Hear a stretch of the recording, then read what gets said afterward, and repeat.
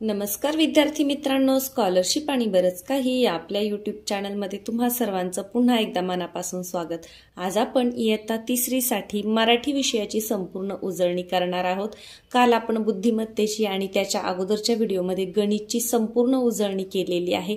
तुम्ही जर ते दोन्ही व्हिडिओ पाहिले नसतील तर नक्कीच पहा। आज आपण मराठीचे पहिल्या प्रकरणापासून शेवटपर्यंत जे प्रश्न आहेत त्याच्यामध्ये महत्त्वाचं लक्षात काय ठेवायचे आणि पेपर सोडवताना कोणत्या चुका आपल्याला करायच्या नाहीत हे पाहणार आहोत। चला तर मग जास्त वेळ न घालवता व्हिडिओला सुरुवात करूया। व्हिडिओ आवडल्यावर व्हिडिओला लाईक करायला अजिबात विसरू नका। पहा, पेपर पहिल्यांदा हातात आल्यानंतर जेव्हा तुम्ही तो उघडता सगळ्यात अगोदर तुम्हाला मराठी विषय असतो आणि मग त्यावर सगळ्यात पहिल्यांदा असतो तो उतारा आणि त्याच्यावरचे प्रश्न। तर उतारा जो दिलेला आहे तो तुम्हाला पुस्तकामध्ये जो तुम्ही पाहिलेला नाही असा कोणताही उतारा असतो आणि तो उतारा वाचायचा आहे। वाचता वाचताच तो तुम्हाला समजून घ्यायचा आहे। त्याच्यामध्ये काही समानार्थी शब्द असतील, काही विरुद्धार्थी शब्द असतील, काही म्हणी वाक्प्रचार वगैरे असतात आणि त्याच्यावरच ते प्रश्न आधारित असतात। तर पेपर मिळाल्यानंतर उतारा व्यवस्थित वाचायचा आहे आणि मग त्याच्यावरचे प्रश्न सोडवायचे आहेत। बरेच वेळा उतारामध्ये या शब्दासाठी कोणता समानार्थी शब्द आलाय या पद्धतीचे जे प्रश्न असतात ते तुम्हाला येतात। म्हणून तुमची शब्दसंपत्ती ही चांगली असणं खूप महत्त्वाचं आहे। ज्याचे समानार्थी, विरुद्धार्थी, म्हणी वाक्प्रचार पाठ आहेत त्यांना उतारा आणि कवितेवरचे प्रश्न सोडवणं एकदम सोपं जातं। आता जसं पहा, इथे निसर्गाचा एक उतारा आहे। आता मी उतारा वाचत नाही कारण उतारा वाचून त्याच्यावरचे प्रश्न आपण कसे शोधायचे याच्यावर आपल्या चॅनलवर व्हिडिओ आहे। बऱ्याच विद्यार्थ्यांनी तो पाहिलेला देखील आहे। म्हणून आपण आज जे ठराविक प्रश्न आहेत त्याच्यावरच नजर टाकणार आहोत। जसं पहा, समुद्रामध्ये महाकाय लाटा निर्माण होणे ही गोष्ट कोणत्या नैसर्गिक संकटामुळे होते? आता आपल्यालाही माहिती आहे समुद्रामध्ये लाटा, इथे माहिती दिलेली आहे पहा, महापूर, समुद्रातील भूकंप, दुष्काळ की जमिनीवरील भूकंप। आता दुष्काळामुळे लाटा निर्माण होतील का? नाही। पुरामुळे समुद्रात लाटा निर्माण होतील का? नाही। जमिनीवरील भूकंपामुळे नाही, तर समुद्रातील भूकंपामुळे समुद्रामध्ये महाकाय लाटा निर्माण होतात। तर या पद्धतीने उतार्यावर तुम्हाला 2 किंवा 3 प्रश्न दिलेले असतात।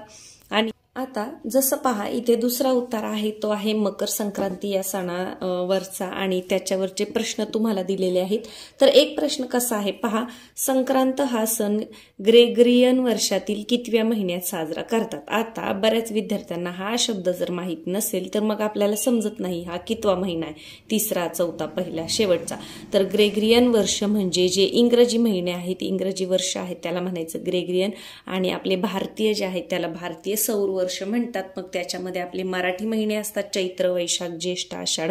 तर ग्रेगरियन विचारले म्हणजे पहिला महिना कोणता? जानेवारी। इंग्रजी महिन्यांमध्ये पहिला महिना जानेवारी। मग ग्रेगरियन वर्षातील विचारल्यावर आपल्याला पहिल्या हा पर्याय म्हणजे पर्याय क्रमांक 3 तुम्हाला तिथे निवडायचा आहे। म्हणूनच तुम्हाला ग्रेगरियन म्हणजे इंग्रजी महिने, इंग्रजी वर्ष हे तुम्हाला माहीत असलं पाहिजे। यानंतर पहा, इथे पहा, आता वरील उत्तरातून उंबर या वृक्षाच्या समानार्थी शब्दाचा पर्याय शोधा। आता उंबरचा समानार्थी शब्द तुम्हाला माहित पाहिजे। उंबर म्हणजे पिंपळ का नाही? औदुंबर। वड का नाही? माड सुद्धा नाही। माड म्हणजे नारळ। तर उंबरचा समानार्थी शब्द काय आहे? औदुंबर। तर या पद्धतीने समानार्थी, विरुद्धार्थी शब्दांवर जास्तीत जास्त याच्यामध्ये प्रश्न हे असतात। पुढचा प्रश्न प्रकार म्हणजे कविता व त्यावर आधारित प्रश्न। तर कविता समजण्यासाठी तुमची शब्दसंपत्ती चांगला असणं महत्त्वाचं आहे। कारण पहा, कविता ही काही आपल्या धड्यासारखी किंवा पाठासारखी नसते, त्याच्यामध्ये खूप वेगवेगळे शब्द असतात आणि ते आपल्याला समजले पाहिजे। जर ते शब्द तुमच्या कानावर पडलेले असतील, तुम्हाला माहीत असतील, तरच मग तुम्हाला कवितेचा अर्थ समजतो। आता पहा, इथे जी वेडकोकरू कविता आहे ती दिलेली आहे। तर याच्यामधला एक प्रश्न आपण पाहूया, प्रकाश या शब्दाचा विरुद्धार्थी कोणता शब्द कवितेत आलेला आहे? काळोख, भ्याल, अंधार, उजेड। आता काळोख म्हणजे पण प्रकाशाच्या विरुद्ध होतो आणि अंधार पण। मग कवितेमध्ये कोणता आलेला आहे? तर अंधार बघून भलतंच भ्यालं म्हणजे अंधार हा पर्याय तुम्हाला निवडायचा आहे। पण इथे देताना ते काय करतात, पर्यायामध्ये पहा, प्रकाशाच्या विरुद्ध काळोख, लगेच काळोख देतात। मग विद्यार्थी काय करतात, वाचतात आणि लगेच काळोख म्हणजे पहिला पर्याय निवडतात। परंतु तुम्हाला पुढे काय विचारले की कवितेमध्ये आलेला शब्द पाहिजे। मग कवितेमध्ये कोणता शब्द आलाय तो पाहायचा आहे, तो आहे अंधार। आणि हा जो पर्याय आहे 3 नंबरचा त्याचा गोल तुम्हाला तिथे रंगवायचा आहे। तर एवढी काळजी घ्यायची आहे, वाचून लगेच एखादं उत्तर आपल्याला येतंय म्हणून ते क्लिक करू नका किंवा त्याचा गोल सिलेक्ट करू नका। काय करायचं आहे, पुढचा प्रश्न व्यवस्थित वाचायचा आहे, आपल्याला काय विचारलं हे तुम्ही पाहायचं आहे।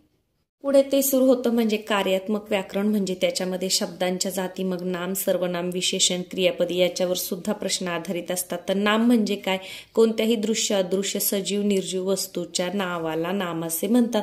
मग याच्यामध्ये कोणकोणती नावे येतात, पक्ष्यांची नावे, पशूंची नावे, फुलांची, फळांची, इथे तुम्हाला यादीच दिलेली आहे, पहा ही तुम्ही वाचली हे असेल।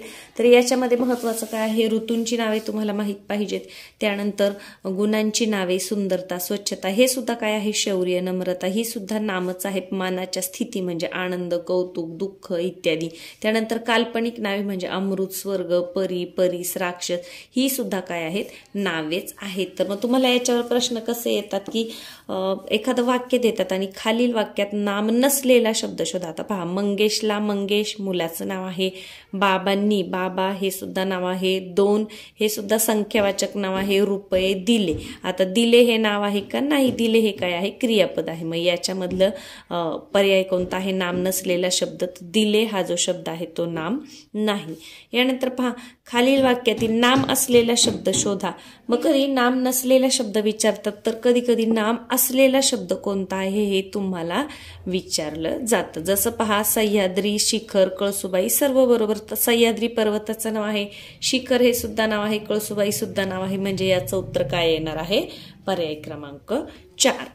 यानंतर पुढे पहा, अजून कसा प्रश्न येऊ शकतो की खालील वाक्यातील रिकाम्या जागी नाम निवडून, योग्य नाम निवडून त्याचा पर्याय शोधा। आता मीठ घातल्याने पदार्थाची टिंबटिंब वाढते, करता, चव, खारटता, सर्व बरोबर। आता खारटता येईल का, नाही, रुचकरता म्हणजे एखादा पदार्थ खूपच जास्त चांगल्या चवीचा लागतो असा त्याचा अर्थ होतो। चव हा इथे पर्याय येईल की मीठ घातल्याने पदार्थाची चव वाढते, मीठ नसेल तर सगळे पदार्थ आळणी आणि बेचव लागतात, म्हणजे योग्य पर्याय कोणता आहे, चव हा आहे। उथळ टिंबटिंब फार खळखळाट करते, उथळ काय, बालक, बालक उथळ असते का, नाही, मुले नाही, विहीर नाही, तर पाणी, उथळ पाण्याला खळखळाट फार, अशी ही म्हण आहे। तर म्हणी सुद्धा तुम्हाला इथे उपयोगी येऊ शकतात। योग्य ते नाम निवडायचं आहे आणि मग ते त्याचा पर्याय जो आहे तो तुम्हाला तिथे व्यवस्थित गोल करायचा आहे। गोल करताना आपण जो प्रश्न सोडवतोय बरोबर त्याच नंबरचा, आता इथे माझ्याकडे 9वा प्रश्न असेल तर मग बरोबर उत्तरपत्रिकेमध्ये त्या क्रमांकावर बोट ठेवून तो गोल रंगवायचा आहे। बऱ्याच वेळा काय होतं, लहान मुलांचं उत्तर बरोबर येतं पण रंगवताना गोल खालीवर होतात आणि गोल खालीवर झाले की मग खालचा आणि वरचा असे दोन्ही प्रश्न आपले चुकतात, उत्तर बरोबर येऊन सुद्धा तिथे आपली चूक होते। तर एवढी मात्र काळजी घ्यायची आहे। पुढे आहे ते म्हणजे सर्वनाम। सर्वनाम म्हणजे काय, नामाऐवजी जो शब्द वापरला जातो त्याला म्हणतात सर्वनाम। मग मी, आम्ही, तो, ती, ते, जो, जी, जे, हा, ही, हे, मी, तू, त्या, आपण, मला, त्यांनी, तुला, कोण, काय, हे सुद्धा सर्वनामेच आहे। कोण म्हणजे हे कोणाच्या तरी नावाच्या ऐवजी आलेला शब्द आहे। आता सर्वनामाचे जे प्रकार आहेत ते काय आता इयत्ता 3रीला नाही, ते पुढे 5वी पासून आपल्याला प्रकार सुरू होतात, परंतु कोण, काय हे शब्द आले, स्वतः, आपण, तरी सुद्धा ती काय आहेत, सर्वनामे आहेत। तर पहा, नामाप्रमाणेच खालील वाक्यातील सर्वनाम ओळखून त्याचा पर्याय शोधा। साधूंना एक शिकारी दिसला, त्यांनी त्याला बोलावून घेतले। तर आता पहा, साधूंना एक शिकारी दिसला, त्यांनी कोणाचं नाव आले का नाही, त्याला, त्याचं नाव आले का नाही, म्हणजे त्यांनी आणि त्याला हे काय आहेत, सर्वनामे आहेत। तर या पद्धतीने सर्वनामांवरचा प्रश्न सोपा असतो। फक्त कोण, काय हे शब्द सुद्धा सर्वनाम आहेत हे तुम्ही इथे लक्षात ठेवा। त्याच्या पुढे आहे आपलं ते म्हणजे विशेषण। तर विशेषण काय, नामाबद्दल विशेष माहिती सांगणाऱ्या शब्दाला विशेषण म्हणतात, आपण शिकलोय। मग पहा, इथे विशेषणांची यादी दिलेली आहे। मग उघडे पदार्थ, 100 रुपये, कडक ऊन, लबाड कोल्हा, लाकडी कपाट, खोल दरी, अंधारी रात्र, काळे ढग, सुवासिक फूल, कडाक्याची थंडी, ही सगळी काय आहेत, विशेषणं आहेत। रुपेरी पडदा, छोटेसे गाव। तर मग विशेषण कसं पाहता, खालील नाम व विशेषण यांची योग्य जोडी कोणती, मग तुम्हाला विशेषण दिलं असेल मग त्याची योग्य जोडी ओळखायची। जसं पहा, कोल्हा लबाड बरोबर आहे. ससा मोठा असतो का नाही, भित्रा ससा असतो. हत्ती रंगबिरंगी असतो का नाही, हरिण चपळ असते का, बरोबर. म्हणजे अ आणि ड हे कुठे येईल, अ आणि ड, योग्य जोडी अ आणि ड, पर्याय क्रमांक 4. या पद्धतीने तुम्हाला काही नामं देतील आणि त्याच्याबरोबर विशेषण देतील. मग योग्य विशेषण तुम्ही तिथे निवडायचं आहे. यानंतर पुढे अजून पाहूया याच्यामध्ये कसे प्रकार असतात. पहा, चुकीची जोडी ओळखा. मग जशी बरोबर जोडी ओळखायला येते तशीच चुकीची जोडी ओळखायला येते. त्याच्यानंतर शब्दांच्या यादीमध्ये एकूण किती विशेषणे आहेत, तर विशेषणं मोजायची. आता इमारत, इमारत हे विशेषण आहे का नाही, ते नाम आहे. थंडगार विशेषण आहे, 1 झालं. कडबा हे नाम आहे, उंच हे विशेषण आहे, 2 झालं. रशीद हे नाव आहे, बलाढ्य हे विशेषण आहे, 3 झालं. आणि जंगल हे नाव आहे. म्हणजे याच्यामध्ये किती विशेषण आहेत, 3 विशेषणे आहेत. तर व्यवस्थित पेन्सिल ठेवून तुम्ही तिथे विशेषण मोजायचं आहे. लक्षात राहत नसेल तर वहीवर कुठेतरी कच्च्या कामाच्या ठिकाणी तुम्ही तिथे मांडून ठेवायचं आहे. त्यानंतर योग्य नाम निवडा, या असा जो प्रश्न असतो त्याचप्रमाणे योग्य विशेषण निवडा असा सुद्धा प्रश्न असतो. जसं सर्व प्राण्यात टिंबटिंब मानव आहे. सुंदर आहे का, बलवान आहे का, हुशार आहे का, भित्र आहे. सर्व प्राण्यांमध्ये हुशार मानव आहे. सर्वात हुशार मानव आहे सर्व प्राण्यांमध्ये. म्हणून इथे काय येईल, हुशार हा पर्याय तुमचं उत्तर असेल. या पद्धतीने विशेषण नंतर पुढे आहे ते म्हणजे क्रियापद. तर वाक्याचा अर्थ पूर्ण करणाऱ्या क्रियावाचक शब्दाला क्रियापद म्हणतात. मग क्रियापद हे बऱ्याच वेळा वाक्याच्या शेवटी येतं, परंतु कधी कधी ते मध्ये सुद्धा येतं. तर आता पुढील वाक्यातील क्रियापद ओळखा. मी चाललो आता महाबळेश्वरला. मग याच्यातलं कोणतं आहे क्रियापद, मी हे सर्वनाम आहे. चाललो आता मी महाबळेश्वरला चाललो. चाल हा शब्द काय आहे, क्रिया दर्शवतो. मग आपले क्रियापद काय आहे, चाललो हे क्रियापद आहे. तर महाबळेश्वर हे नाम आहे, आता नाही. चाललो मी, याच्यामधले फक्त क योग्य कुठे आहे, पर्याय क्रमांक 4. तर क्रियापद ओळखायला सोपं आहे. त्याच्यामध्ये क्रिया आलेली असते. फक्त कधी कधी क्रियापद हे वाक्याच्या मध्ये येते, एवढं मात्र लक्षात ठेवायचं. एक प्रश्न प्रकार बघा. खालील शब्दगटात असलेल्या क्रियापदाचा पर्याय तुम्हाला निवडायचा आहे. जसं नाम सर्वनाम निवडतो तसं. चव क्रियापद आहे का, नाही. नवे क्रियापद आहे का, नाही. कवेत क्रियापद आहे का, नाही. द्यावेत हे क्रियापद आहे. देण्याची क्रिया इथे सांगितलेली आहे. लळा, मुळा, पळा, खुळा. आता पळण्याची क्रिया सांगितलेली आहे, म्हणजे हे आहे क्रियापद. तर जिथे क्रियावाचक जो शब्द असतो ना ते असतं क्रियापद. ओळखायला एकदम सोपं असतं. यानंतर पुढे ते आहे ते म्हणजे लिंग. तर स्त्रीलिंग, पुल्लिंग, नपुसकलिंग आपण शिकलेलो आहोत. जे ज्या ह्याच्यातून पुरुष जातीचा बोध होतो ते पुल्लिंग, स्त्री जातीचा बोध झाला तर स्त्रीलिंग, आणि पुरुष किंवा स्त्री जातीचा बोध होत नसेल तर ते नपुसकलिंग. मग ते काय, आपण तो म्हटलं की पुल्लिंग, ती म्हटलं की स्त्रीलिंग, आणि ते म्हटलं की नपुसकलिंग. जसं ते पिल्लू.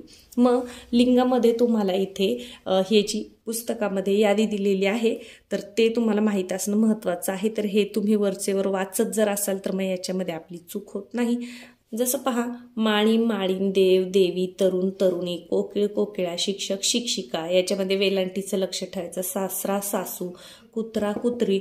याचप्रमाणे याच्यामधलं महत्त्वाचं आणि थोडंसं वेगळं काय आहे ते मी तुम्हाला इथे सांगते. लिंग आणि याच्यामध्ये जे परीक्षेला येतं ते म्हणजे हे पहा, उंट, सांडणी. हे बऱ्याच वेळा परीक्षेला येतं. उंट उंटी नसतं, तर उंट काय असतं, सांडणी असतं, भाऊ बहीण असतं. यानंतर मोर, लांडोर, मोर, लांडोर. त्याच्यानंतर अजून महत्त्वाचं आहे ते म्हणजे बोका, मांजर सुद्धा म्हणतात आणि भाटी सुद्धा म्हणतात. हा शब्द परीक्षेला विचारला जातो, बोका, भाटी. बाकीचं आपल्याला बऱ्यापैकी माहीत आहे. रेडा किंवा रेड्याला म्हैस सुद्धा म्हणतात. रेडा, रेडी, म्हैस, म्हैस असं.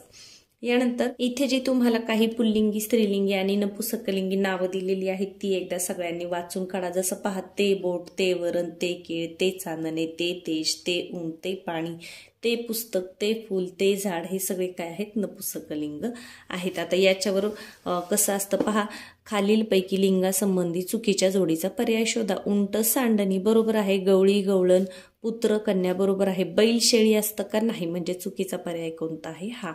पुढे पहा, खालील शब्दगटातील स्त्रीलिंगी नसलेला शब्द विचारले.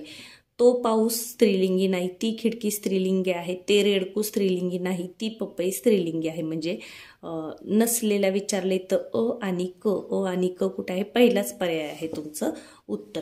यानंतर खाली पहा, बोका या शब्दाचा विरुद्धलिंगी शब्द कोणता? बोका, बोकड, भाटी, बोके, मांजर. मग इथे फक्त मांजर निवडणार का तुम्ही? तर नाही, भाटी म्हणजे सुद्धा मांजरच. म्हणजे बोकाचं विरुद्धलिंगी शब्द कोणता आहे? भाटी किंवा मांजर. तर हा महत्वाचा शब्द आहे, लक्षात ठेवा सगळ्यांनी. पुढचा जो घटक आहे तो आहे एकवचन अनेक वचन. तर एकवचन अनेक वचन बऱ्यापैकी मुलांना येतं. एक आंबा, अनेक आंबे, एक मासा, अनेक मासे. याच्यामध्ये फक्त ज्याच्यामध्ये बदल होत नाही असं तुम्हाला लक्षात ठेवायचं. जसं उंदीर हा शब्द आहे तर उंदीरचं अनेक वचन उंदीरच राहतं, उंदरे, उंदर असं होत नाही. तर इथे जे आपल्याला पुस्तकामध्ये दिलेलं आहे हे एकदा तुम्ही वाचून काढा. भाकरी, भाकऱ्या, म्हैस, म्हशी, तारीख, तारका, नक्कल, नकला, स्त्री, स्त्रिया, सहल, सहली. हे वाचल्यानंतर तुमच्या लक्षात राहणार आहे. याच्यामध्ये कसं असतं की खालील शब्दातून एकवचनी शब्दाचा पर्याय निवडा. मग तुम्हाला पर्याय दिले असतात. पहा, काठ्या अनेक काठ्या, पाट्या अनेक पाट्या, घरे अनेक घरे, काटा मात्र एकवचनी, एक काटा, अनेक काटे असतात. म्हणजे एकवचनी शब्द कोणता आहे? काटा हा शब्द एकवचनी आहे. जसं एकवचनीचा पर्याय शोधा तसंच अनेक वचनीचा पर्याय शोधा असं सुद्धा तुम्हाला येऊ शकतं. त्यानंतर अजून पुढे काय आहे पहा, खालील प्रश्न डावीकडे दिलेल्या एकवचनी शब्दाचा अनेकवचनी शब्द निवडा. जसं चोर, चोरचं काय होतं अनेकवचन? एक चोर, दोन चोर, तीन चोर. तर चोरचं काय होईल? चोरच राहील. म्हणजे पर्याय क्रमांक 3 हे असणार आहे तुमचं. एक चोर, अनेक चोर असं होणार आहे का? तर नाही, 1 2 3 4 असं म्हणून पाहिजे. वाडा, वाडे. पहा, गाय, गाई. गायीचं काय होतं अनेकवचन? गाई, अनेक गायी असं होत नाही. तर गायी हा पर्याय तुम्ही तिथे निवडायचा आहे. त्याच्यानंतर पुढे आहे ते म्हणजे काळ. मग काळामध्ये वर्तमान काळ, भविष्यकाळ, भूतकाळ. जो घडून गेला आहे तो भूतकाळ, जो पुढे येणार आहे तो भविष्यकाळ आणि जो आता चालू आहे तो काय आहे? वर्तमान काळ. तर वाक्य वाचल्यानंतर तुम्हाला तिथे काळ हा लगेच समजतो. काळाचे अजून काही उपप्रकार आहे पण ते इथे नाही येत. इयत्ता तिसरीला तर एवढंच तुम्हाला फक्त लक्षात ठेवायचं आहे. जसं पहा, खालील पर्यायातील वर्तमान काळी क्रियापदाचा पर्याय ओळखा. एक 2 प्रश्न आपण इथे नमुना म्हणून घेणार आहोत की तुम्हाला कसं सोडवायचं आहे. आता वर्तमान काळी क्रियापदाचा नसेल, भविष्याचा आहे, होता, धावेल, धावतो. आता होता हे भूतकाळाचं आहे, धावतो म्हणजे धावेल हे सुद्धा भविष्यकाळ आणि धावतो म्हणजे आत्ता धावतो. मग वर्तमान काळी काय आहे? धावतो. पर्याय क्रमांक 4. यानंतर पुढचा घटक आहे तो म्हणजे विरामचिन्हे. पुढे पहा, पुढे आहे विरामचिन्ह. तर चिन्ह आपल्याला विरामचिन्ह माहीत पाहिजे. पूर्णविराम, त्यानंतर अर्धविराम म्हणजे एक टिंब आणि खाली स्वल्पविराम असतो. त्यानंतर स्वल्पविराम आहे. त्याच्यानंतर प्रश्नचिन्ह आहे, उद्गार चिन्ह आहे, आनंद, दुःख, भीती, आश्चर्य दाखवल्यास, मनातील भावना दाखवायला. जसं अरे बापरे केवढा मोठा हत्ती, मग तिथे उद्गार चिन्ह येतं. अवतरण चिन्ह, याच्यामध्ये एकेरी अवतरण चिन्ह. मग एखाद्या पुस्तकाचं नाव असेल किंवा कोणाचं वचन असेल तर ते एकेरी अवतरण चिन्हात येतं. दुहेरी अवतरण चिन्ह म्हणजे असं 2 वरच्या बाजूला. तर मग एखादी व्यक्ती बोललेली असेल तर कोणीही बोललेलं वाक्य आहे ते दुहेरी अवतरण चिन्हामध्ये लिहिलेले जातं. संवादामध्ये आपण पाहिले. यानंतर संयोग चिन्ह, मग 2 शब्द जोडण्यासाठी जे चिन्ह दिलं जातं त्याला म्हणायचं संयोग चिन्ह म्हणजे आडवी रेष. तर इथे जी चिन्हांची माहिती दिलेली आहे ती तुम्ही व्यवस्थित वाचायची आहे. विरामचिन्हावर एक तरी प्रश्न आपल्याला आवर्जून येतो. जसं पहा, आता खालील वाक्यातील चुकीचे विरामचिन्ह घातलेले वाक्य कोणते आहे? अनिता सुंदर गाते, पूर्णविराम बरोबर आहे. सत्यमेव जयते हे भारताचे ब्रीद वाक्य आहे, बरोबर आहे. वसंतने नाटक पाहिले, बरोबर आहे. तू कुठे गेला होतास? आता हे काय आहे? प्रश्न विचारलाय, परंतु इथे प्रश्नचिन्ह आलंय का? नाही. तर इथे काय दिले त्यांनी? पूर्णविराम. जिथे प्रश्न विचारलाय तिथं प्रश्नचिन्ह आलं पाहिजे. मग चुकीचं वाक्य कोणतं आहे? पर्याय क्रमांक 4.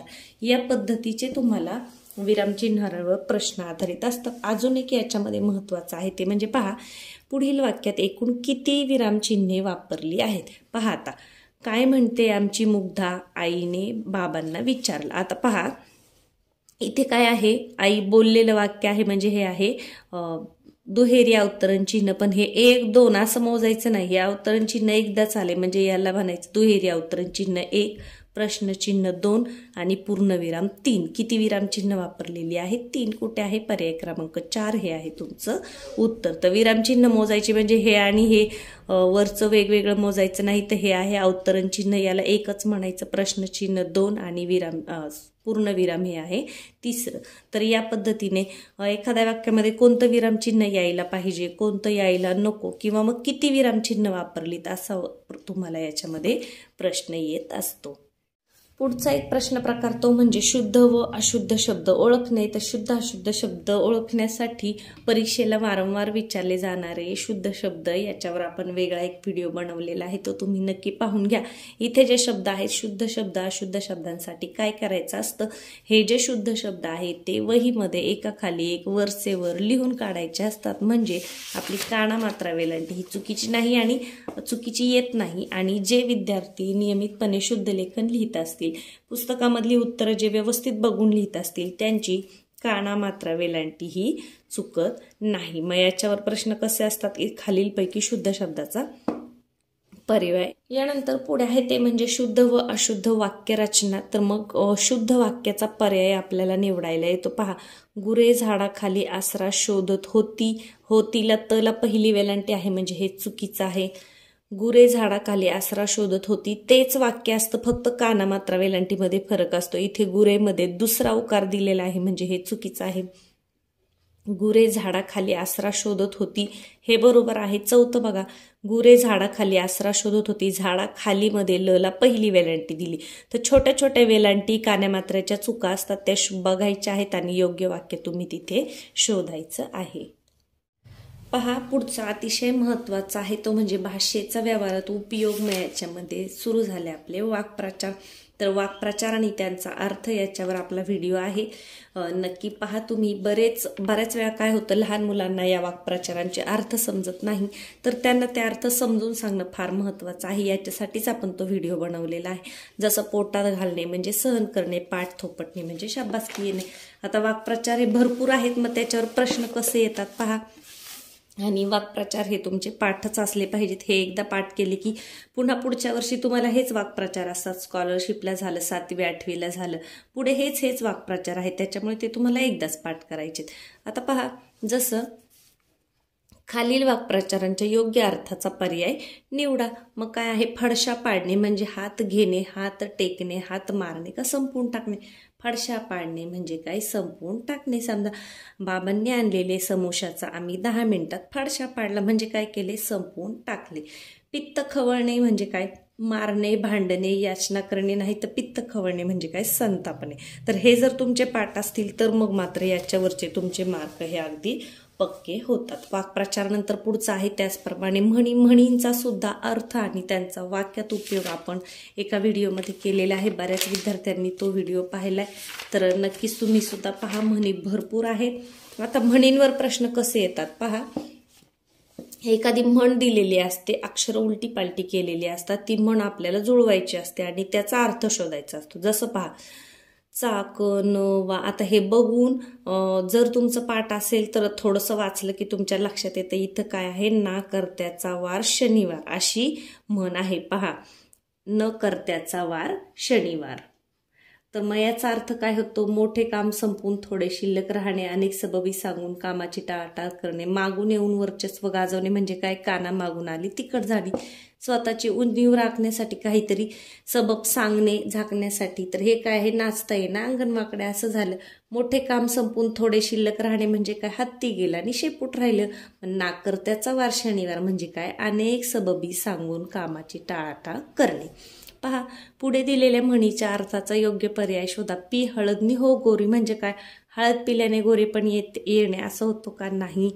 एक रोग एक उपचार निराळाच असं होतो का, नाही. याच्या अर्थाची म्हण कोणती आहे की, अर्थाची म्हण कोणती आहे की, डोळ्यात केर आणि कानात फुंकर. देह स्वभाव कधीच बदलत नाही हा सुद्धा नाही, तर कोणत्याही बाबतीत उतावळापणा करणे याचा अर्थ होतो पी हळद होणी हो गोरी. तर म्हणी जर तुमच्या पाठ असतील तर मग याच्यावरचे प्रश्न तुम्हाला सोपे जातात. जसं पहा, सोबतच्या चौकोनातील अक्षरांपासून एक म्हण तयार होते, ती म्हण शोधा. पहा, आता थोडंसं पाहिलं तर आपल्याला कळते मीठ, मीठ शब्द आहे. मग मीठवरून कोणती म्हण आहे की नावडतीचे मीठ आणि पहा नावडतीचे मीठ आणि यानंतर पुढे पहा चित्र दिले, चित्रावरून म्हण सांगितली की सोबतच्या चित्रासंबंधी आलेल्या म्हणीचा अर्थ. मग काय इथे काय दिसतं चित्रामध्ये, कळशी पालती आहे आणि वरून नळाचं पाणी पडते. मग काय, घागरीवर पाणी सोडणे, केलेला उपदेश वाया जाणे, घागर पालती घालणे, सर्वांची विरुद्ध वागणे. याचा अर्थ काय होतो, केलेला उपदेश वाया जाणे म्हणजे पालथ्या घड्यावर पाणी, केलेला उपदेश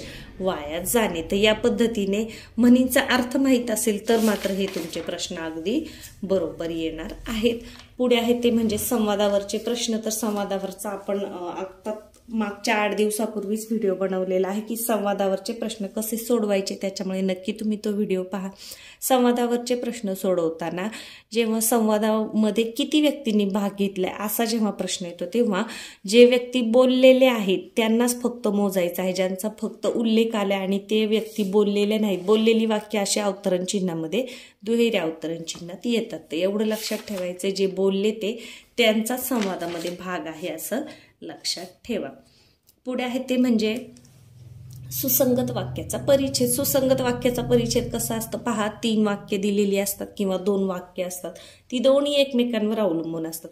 पहिलं वाक्य वाचून लगेच प्रश्न अजिबात सोडवायचा नाही. आता पहा, टिंबटिंब दिवशी मुले सकाळीच मैदानावर जमली, होळीच्या, संक्रांतीच्या, वाढदिवसाच्या, दीपावलीच्या आपल्याला माहित नाही. पुढे चला, सर्व मुलांच्या हातात टिंबटिंब होते, धनुष्यबाण, रंग, फटाके, पतंग हे सुद्धा सोडून द्या. संध्याकाळी सर्वांनी एकमेकांना टिंबटिंब देऊन गोड बोलण्यास सांगितले. इथून आपल्याला बघा समजतं की हे कशाविषयी, एकमेकांना गोड बोलणे म्हणजे काय, तिळगुळ देऊन गोड बोलण्यास सांगितले. मग कोणत्या सणाविषयी माहिती आलेली आहे की मकर संक्रांतीच्या. मग पहिल्या प्रश्नाच्या जागी कोणता शब्द येणार आहे, मकर संक्रांती. मकर संक्रांतीच्या दिवशी मुले सकाळीच मैदानावर जमली आणि मकर संक्रांतीला काय असतं बरं, मुलांच्या हातामध्ये पतंग असते, पतंग उडवतात म्हणजे दुसरा पर्याय आहे पतंग, पर्याय क्रमांक 4. आणि तिसरा आहे ते म्हणजे तिळगुळ देऊन गोड बोलण्यास सांगितले. आता पहिलं वाचून लगेच इकडं पर्याय निवडायचा नाही, खालचं वाचायचे आणि नेमकं तो जो सुसंगत वाक्याचा परिच्छेद आहे तो कशाशी संबंधित आहे हे आपल्याला समजतं. जसं आता इथे पहा, टिंबटिंब हा पाळीव प्राणी आहे, बैल पण पाळीव आहे, गाय पण पाळीव आहे, घोडा पण, वाघ नाहीये, पण हे 3 मग आपण याच्यातलं कोणतंही निवडायचं नाही.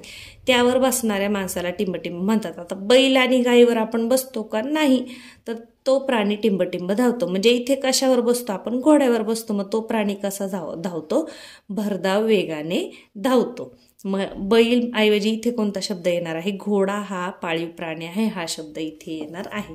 म्हणजे खालची वाक्य वाचल्यानंतर मग तुम्हाला समजतं की नक्की कोणता शब्द तिथे घालायचा आहे ते. आणि ती 2 वाक्य एकमेकांवर अवलंबून असतात, त्याच्यामुळे घाई करायची नाही. खालची वाक्य वाचून नंतर मग ते सोडवायचं आहे. पुढे आहे ते म्हणजे समानार्थी शब्द. समानार्थी शब्द मी तर प्रत्येक वेळी सांगतच असते की समानार्थी शब्द हे तुमचे पाठच असले पाहिजे. मग पहा त्याच्यावर कसे प्रश्न येतात. हात या शब्दाचा समानार्थी शब्द पर्यायातून शोधा. पाणी, करार, हस्त, बाहू. मग हस्त आणि बाहू म्हणजे हात, पाणी म्हणजे पण हात, पण जेव्हा नला पहिली वेलांटी असेल तेव्हा, दुसरी वेलांटी असेल तर पाणी म्हणजे प्यायचं पाणी. मग हस्त आणि बाहू. क आणि ड कुठे आहे, क आणि ड पर्याय क्रमांक 4. पुढचा एक प्रश्न पहा, वृक्ष आपले मित्र आहेत या वाक्यातील अधोरेखित शब्दाचा समानार्थी शब्द कोणता. अधोरेखित म्हणजे ज्याच्या खाली रेष मारली आहे तो, वृक्ष खाली रेष मारली. मग वृक्षाचा समानार्थी शब्द सावली आहे का, नाही. तरु आहे का, आहे. सुख आहे का, नाही. झाड पण आहे म्हणजे तरु आणि झाड. ब आणि ड कुठे आहे, ब आणि ड पर्याय क्रमांक 3. पुढे आहे ते म्हणजे विरुद्धार्थी शब्द. तर समानार्थी शब्दाप्रमाणेच हे सुद्धा शब्द तुम्ही वरचेवर वाचले पाहिजेत, म्हणजे मग तुमचे ते पाठ होऊन जातात. तर पहा, पराजय या शब्दाचा विरुद्धार्थी शब्द कोणता, लढाई, पराभव, जय, अजय. पराजय, जय. पराभव असा होत नाही, पराभव म्हणजेच पराजय. पराजयचा विरुद्धार्थी शब्द जय, पर्याय क्रमांक 3. तर याच्यामध्ये सोपं आहे. त्याच्यानंतर अजून कसं असतं पहा, डावीकडे दिलेले शब्दार्थ मग योग्य आपल्याला समजा उपकार, मग याचा विरुद्धार्थी शब्द निवडा. उपकारचा विरुद्धार्थी शब्द काय होतो, अपकार.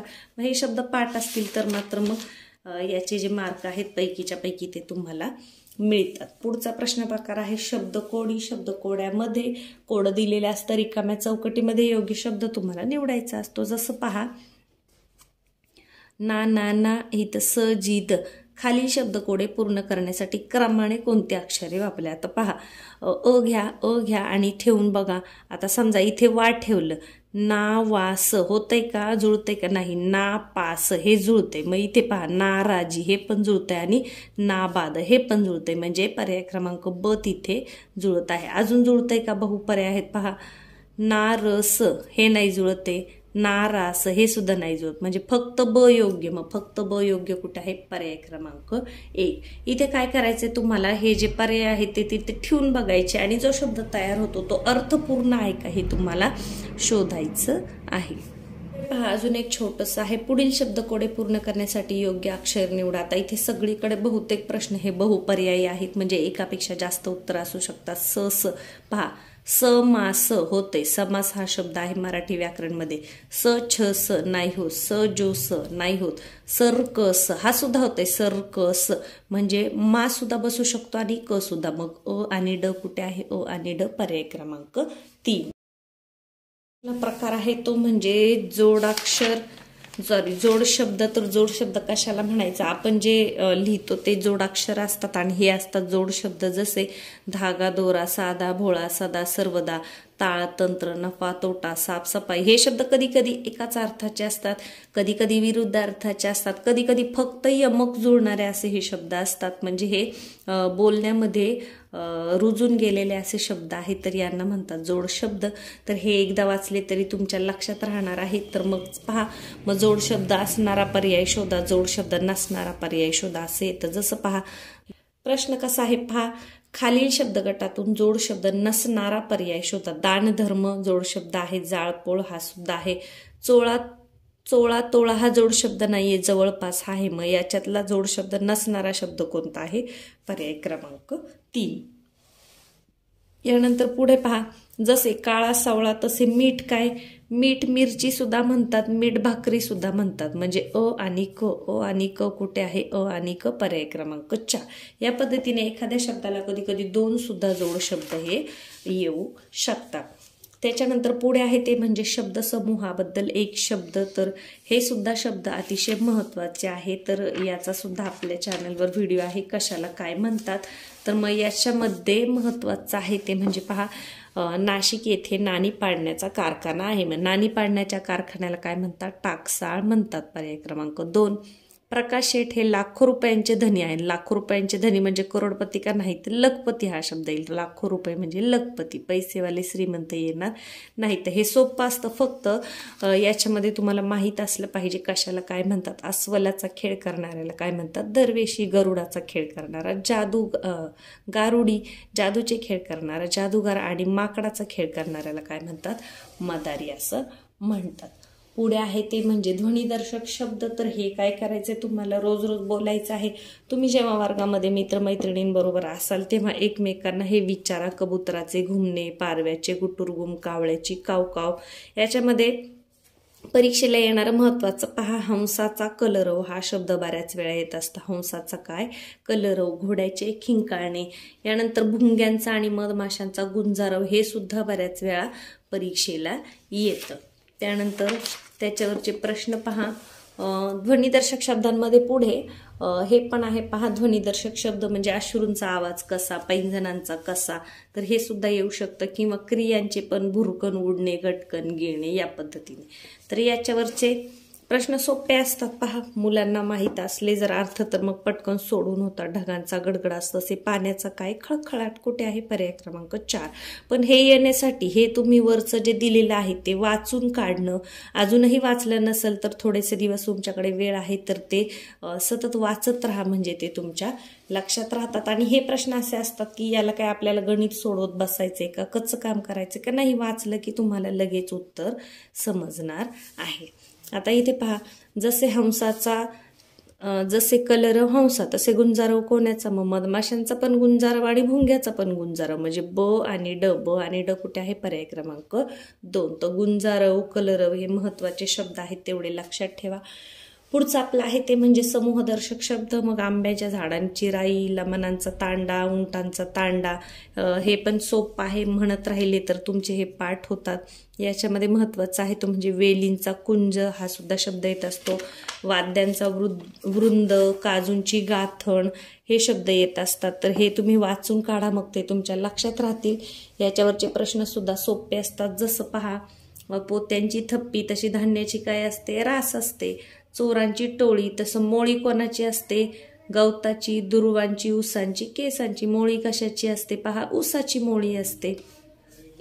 समूहदर्शक शब्दांमध्ये पहा साधूंची काय असते, हे सुद्धा महत्वाचं आहे. साधूंची कथा, घड, घोळका, जथा. तर साधूंची काय असते, जथा असते. फक्त ड योग्य आहे. पहा ढीक कशाचा, कलिंगडाचा, नारळाचा, विटांचा. सर्व पर्याय बरोबर.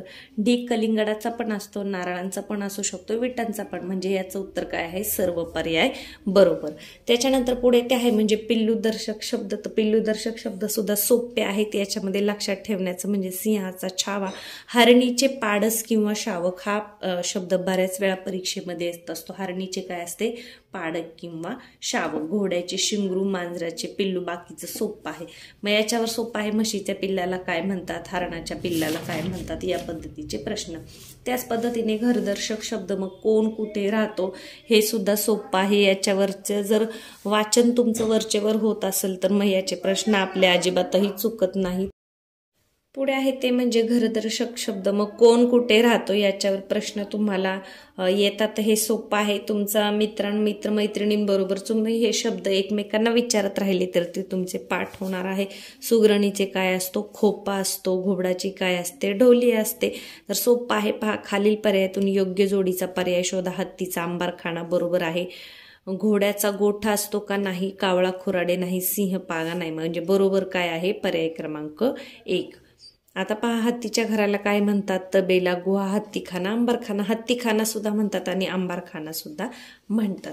त्याच्यानंतर शब्दातील अक्षरापासून नवीन शब्द तयार करणे. मग एखादं मोठं समजा वादळ वाटे, यापासून 2 अक्षरी किती होतील, पहा. दळ एक शब्द होईल, वाट एक शब्द होईल. या पद्धतीने किती शब्द तयार होतात इथे दिले पहा. वाद होईल, वाळ होईल, दळ होईल, दवा होईल, वाट होईल. म्हणजे उलट सुलट क्रम केला तरीही चालेल. आणि मग 2 अक्षरी शब्द किती होतील, 3 अक्षरी शब्द किती होतील, याच्यावर प्रश्न आधारित असतात. तर तेही सोपं आहे. पुढचा प्रकार आहे तो म्हणजे एकाच शब्दाचे भिन्न अर्थ शोधणे. हे सुद्धा खूप महत्त्वाचं आहे. तर याच्यावर सुद्धा आपण व्हिडिओ बनवलेला आहे. एका शब्दाचे वेगवेगळे अर्थ हे तुम्हाला माहीत असले पाहिजे. तुमचं वाचन चांगलं असेल तर मग हे तुमचे प्रश्न अगदी बरोबर येतात. जसं पहा, सुनीलला वाचनाचा नाद आहे. या वाक्यात नाद या शब्दाचा अर्थ कोणता, नाद म्हणजे आवडणे, व्यसन, छंद, इच्छा.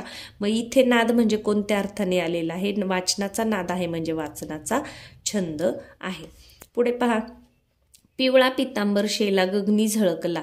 या वाक्यातील पितांबर या शब्दाचा अर्थ कोणता, पितांबरचा अर्थ आहे पिवळे वस्त्र. तर या पद्धतीने याच्यावर प्रश्न असतात. अजून एक प्रश्न थोडासा मुलांना समजायला अवघड जाऊ शकतो. पहा, माया या शब्दाचे 2 वेगवेगळे अर्थ असणारी जोड. आता जादू प्रेम येईल का नाही, माया मुलीचे नाव येईल का नाही. प्रेम आणि धन. पहा, माया म्हणजे धनपण आणि माया म्हणजे प्रेमपण. म्हणजे पर्याय क्रमांक 3 हे असणार आहे तुमचं उत्तर. कर या शब्दाचे 2 वेगवेगळे अर्थ असणारी. कर म्हणजे हात, हस्त. आता हे एकच झालं. कर म्हणजे हात पण आणि कर म्हणजे किरण पण. म्हणजे पर्याय क्रमांक 2 हे असणार आहे तुमचं उत्तर. या पद्धतीने हे जे शब्द आहेत हे अतिशय महत्त्वाचे आहेत. त्याच्या पुढे आहे ते म्हणजे भाषाविषयक सामान्य ज्ञान. तर इयत्ता 3रीला तुम्हाला जेही पाठ आहेत, कविता आहेत, त्यांचे लेखक तुम्हाला माहीत असणं अगदी महत्त्वाचं आहे. ते तुमचे पाठ असले पाहिजेत. त्याच्यानंतर लेखक आणि कवींची पूर्ण नावे तुम्हाला माहीत असली पाहिजे. याच्यामध्ये केशव सूत, केशव कुमार, कुसुमाग्रज म्हणजे विवा शिरवाडकर, राम गणेश गडकरी म्हणजे गोविंदाग्रज. तर याच्यावर सुद्धा एक आपला छोटासा व्हिडिओ आहे, तो सुद्धा तुम्ही नक्की पहा. तुम्हाला 1 मार्क मिळवून देण्यासाठी त्या व्हिडिओची नक्कीच मदत होईल. त्याच्यानंतर थोर व्यक्तींची नावे, त्यांची संबोधने, मग कुणाला काय म्हणतात, संतांची नावे, थोरांच्या ज्या घोषणा आहेत त्या घोषणा सुद्धा तुम्हाला माहित पाहिजे की कोणती घोषणा कोणी दिली. जसं आराम हराम हे कोणी म्हटले, पंडित नेहरू, जय जवान जय किसान, लाल बहादूर शास्त्री, तुम मुझे खून दो मैं तुम्हें आजादी दूंगा, सुभाषचंद्र बोस, स्वराज्य हा माझा जन्मसिद्ध आहे, हे आपलं पाठ असतं. कारण आपण लोकमान्य टिळक पुण्यतिथीला बरीच मुलं भाषण करतात, हे सोपं आहे. चले जाओ कुणी म्हटले, महात्मा गांधी, आणि मेरी झाशी नाही दूंगी, झाशीची राणी लक्ष्मीबाई, तर हे सुद्धा तुम्हाला माहित पाहिजे. त्यानंतर फुलांचा राजा, पक्ष्यांचा राजा कोण आहे, गरुड आहे. आणि आपलं राष्ट्रीय पक्षी म्हटलं तर मग तो मोर आहे, परंतु पक्ष्यांचा राजा आल्यावर काय लिहायचं, गरुड असं लिहायचं आहे. त्याच्यानंतर काही महत्त्वाचे कवी आणि लेखक आणि त्यांचे ग्रंथ आहेत, पुस्तकं आहेत, हे सुद्धा तुम्हाला पाठ असलं पाहिजे. जसं वाल्मिकींचं काय, रामायण, ज्ञानेश्वरांची ज्ञानेश्वरी, ज्ञानेश्वरीला दुसरं नाव काय आहे, भावार्थ दीपिका, व्यास मुनींचं काय आहे, महाभारत आणि भगवद्गीता, संत तुकाराम महाराजांची अभंगगाथा, संत रामदासांचा दासबोध, साने गुरुजींचं कोणतं पुस्तक आहे, श्यामची आई, लोकमान्य टिळकांचे गीता रहस्य, वि स खांडेकरांची ययाती ही कादंबरी आहे, आचार्य विनोबा भावेंचं काय आहे, गीताई, आणि संत एकनाथांचे आहे भावार्थ रामायण. रामायण म्हटलं की मग महर्षी वाल्मिकी, परंतु संत एकनाथ म्हटलं की भावार्थ रामायण, एवढं लक्षात ठेवा. मग याच्यावरचे प्रश्न सोपे असतात की लोकमान्य ही पदवी कोणत्या थोर महापुरुषास दिली, तर कोणाला दिली, बाळ गंगाधर टिळक. म्हणजे हे जर तुमचं पाठ असेल तर मग ह्याच्यावरचे प्रश्न अगदी आपले. मराठी असं असतं की तुमचं चांगलं पाठांतर असेल तर मराठीचा पेपर तुमचा खूप पटकन सोडून होतो, आणि मग जो जास्तीचा वेळ आहे तो आपल्याला कोणत्या विषयासाठी मिळतो, गणित सोडवण्यासाठी मिळतो. तर पहा, पहिल्या प्रकरणापासून तर शेवटच्या प्रकरणापर्यंत आपण थोडक्यात उजळणी केली, महत्त्वाचं काय आहे आणि प्रश्न सोडवताना काय काळजी घ्यायची हे सुद्धा आपण पाहिलं. आजच्या व्हिडिओमध्ये, उद्याच्या व्हिडिओमध्ये आपण इंग्रजीचा पूर्ण उजळणी करणार आहोत. प्रश्न सोडवताना एकच लक्षात ठेवायचं, एखादं उत्तर आपण सोडवलं तर लगेच उत्तरपत्रिकेमध्ये त्या क्रमांकाच्या प्रश्नावर बोट ठेवून बरोबर त्या ओळीतला गोल रंगवायचा आहे. गोल रंगवताना गोल वरती खाली होणारा नाही, याची तुम्ही काळजी घ्यायची आहे. चला तर मग व्हिडिओला लाईक करून घ्या, चॅनलवर नवीन असाल तर सबस्क्राईब करा. उद्याच्या व्हिडिओमध्ये आपण इंग्रजी विषयाची संपूर्ण उजळणी करणार आहोत. ज्या विद्यार्थ्यांची शब्दसंपत्ती पाठ नाही त्यांनी अजूनही वाचायला सुरुवात करा. तासभर जर तुम्ही हे शब्द सारखे वाचलेत तर ते तुमचे आपोआप लक्षात राहणार आहेत, आणि मराठीला तुम्हाला चांगले मार्क मिळण्यासाठी याची नक्कीच मदत होईल.